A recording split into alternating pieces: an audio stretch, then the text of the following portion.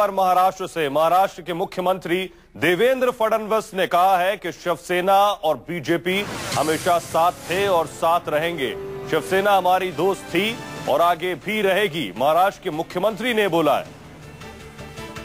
विधानसभा सत्र से पहले बीजेपी शिवसेना गठबंधन तय है, क्योंकि संघ भी यही चाहता है कि बीजेपी को फिर से शिवसेना के साथ आना चाहिए और शिवसेना को महाराष्ट्र की सरकार में शामिल होना चाहिए।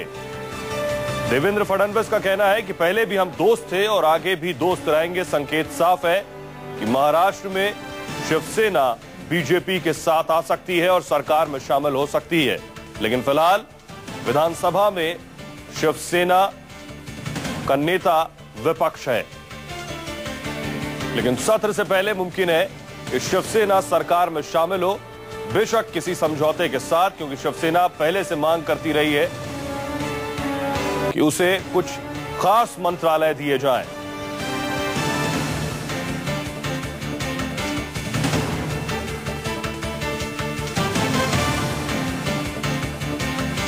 लेकिन शिवसेना कुछ खास मंत्रालय की मांग पर अड़ी रही है, जिसके चलते शिवसेना अब तक सरकार में शामिल नहीं हो सकी।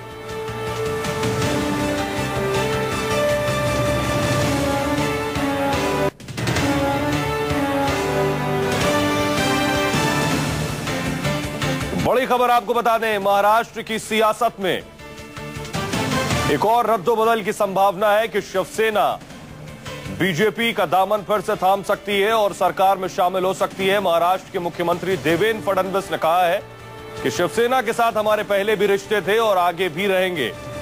जैसा कि आप जानते हैं कि संघ से भी इस तरह के संकेत लगातार मिल रहे थे पार्टी को कि शिवसेना से अलग होकर महाराष्ट्र में सरकार चलाना सही नहीं है, और इस तरह का दबाव भी था कि अगर महाराष्ट्र में सरकार चलानी है तो शिवसेना के साथ चलानी चाहिए।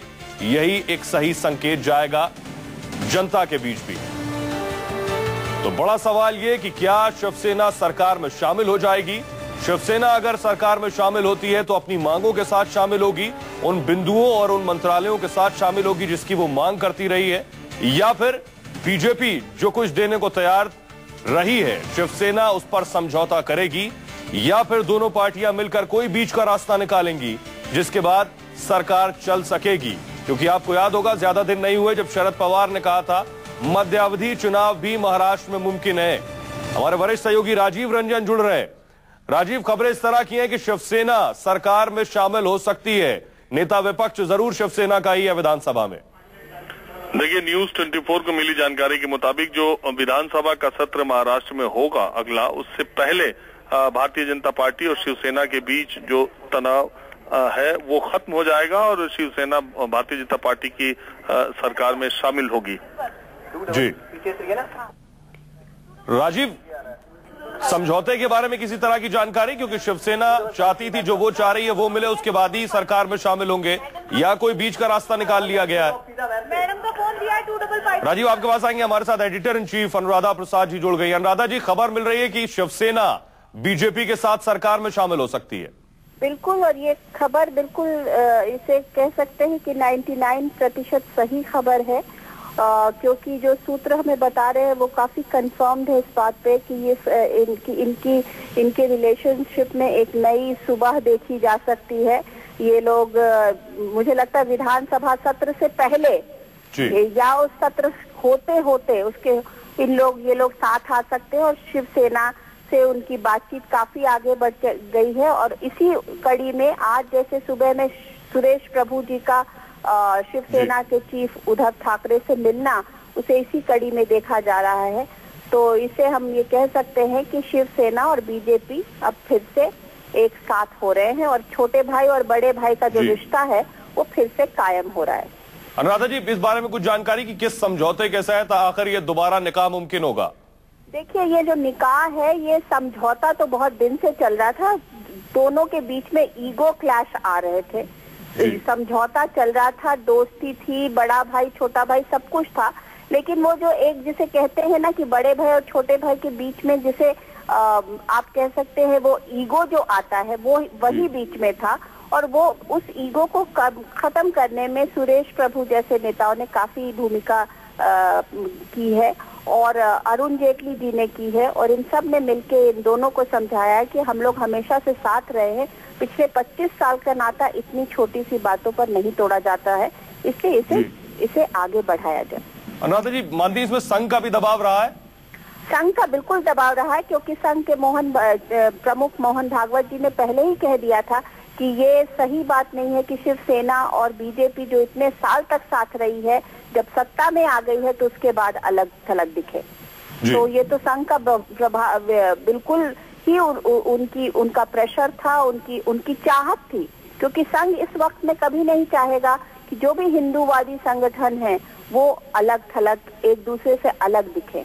जी अनुराधा जी, बड़ी बात यह कि शिवसेना अपनी बातों पर, अपने बिंदुओं पर सरकार में शामिल होगी, या बीजेपी जो कुछ देने को तैयार रही है उस पर शामिल होगी, या कोई बीच की डील हुई है?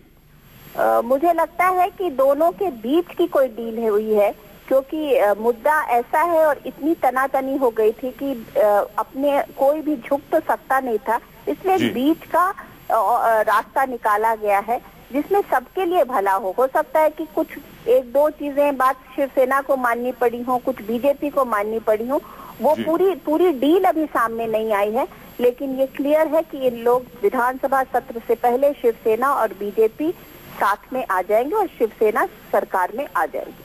अनुराधा जी, शुक्रिया इस तमाम बातचीत के लिए। न्यूज 24 की editor in chief Anuradha Prasad ये जानकारी दे रही थी कि शिवसेना और बीजेपी का निकाह एक बार फिर से मुमकिन है। बेशक दोनों ही पार्टियों के बीच एक डील जरूर हुई है जिस पर यह रजामंदी, ये सहमति बनी है। चारों तरफ से दबाव भी था, उसमें संघ का भी दबाव शामिल है बीजेपी पर कि शिवसेना को सरकार में शामिल किया जाए, क्योंकि शिवसेना लगातार उप मुख्यमंत्री की मांग करती रही कि मुख्य मुख्यमंत्री उनकी पार्टी का होगा। इसके अलावा कुछ और प्रमुख मंत्रालय की भी मांग करती रही शिवसेना, लेकिन बीजेपी इस पर हरगिज तैयार नहीं थी। लेकिन खबर यह कि विधानसभा सत्र से पहले बीजेपी शिवसेना एक होंगी।